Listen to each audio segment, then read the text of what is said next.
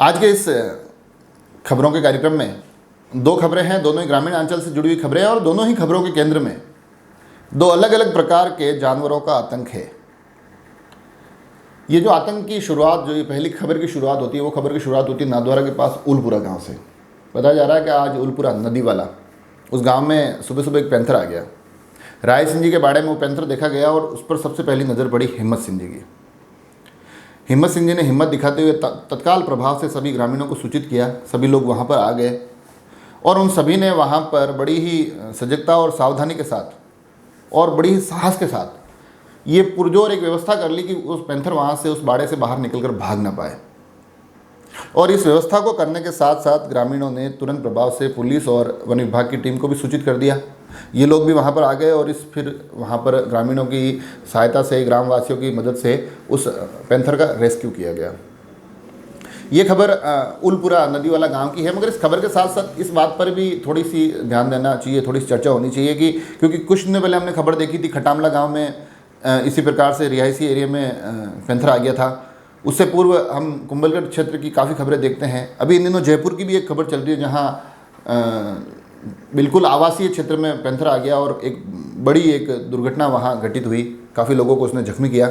इस प्रकार की ये अब उलपुरा गांव में आज पैंथर के आने की खबर है। तो इस प्रकार की तमाम खबरों के बीच में वन विभाग को थोड़े से दिशा निर्देशों के साथ ग्रामीणों को सजग और सावधान किस प्रकार से रहे उसको लेकर एक जागरूकता अभियान चलाना चाहिए। और साथ ही हम सभी लोगों को भी कहीं ना कहीं थोड़ा सा इस विषय में सावधान रहने की आवश्यकता है।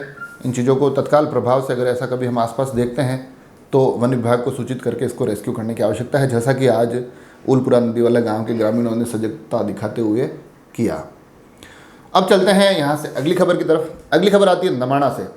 मोहन जी गायरी ने भेजी। मोहन जी बड़े ही सजग तरीके से खबरें भेजते हैं। तो उस खबर में जो केंद्र में मैंने कहा ना, अलग अलग प्रकृति के दो जानवर, यहाँ उन्होंने खेतों के कुछ फ़ोटो भेजे हैं और उन्होंने बताया है कि ये हमारे यहाँ सूअरों का एक आतंक आ गया है। सूअरों का एक आतंक है और किसान जो बुआई कर रहे हैं, जो उनकी अंकुरित फसलें हैं, उन फसलों को उन फोटो के माध्यम से बताया किस प्रकार से उन सूअरों ने बर्बाद कर दिया है। मोहन जी का ये फ़ोटो को भेजने के साथ साथ, इस खबर को भेजने के साथ साथ ये भी कहना है कि किसानों की इस नुकसान पर कोई कार्रवाई नहीं होती है। कई बार पंचायत को भी बताया गया, कई बार ये जो हेल्पलाइन है 181 उस पर भी शिकायत की गई, मगर कोई कार्रवाई हुई नहीं। और इस प्रकार से जब किसान मेहनत करते हैं और उनकी अंकुरित फसलों को सूअर बर्बाद कर देते हैं तो ये बड़ा ही दुख का विषय है। इसके कारण किसानों को बड़ी परेशानी का सामना करना पड़ रहा है। तो इस पर भी एक संज्ञान लेने की आवश्यकता है।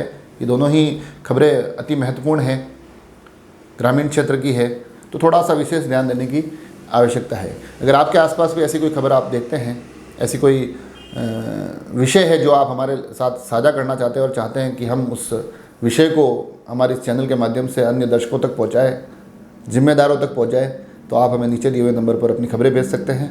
अपने आसपास के क्षेत्र की जो समस्याएं हैं वो समस्याएं भेज सकते हैं। बाकी तमाम खबरों के लिए जुड़े रहे राजसमंद एक्सप्रेस से और चैनल को सब्सक्राइब ज़रूर कर लें।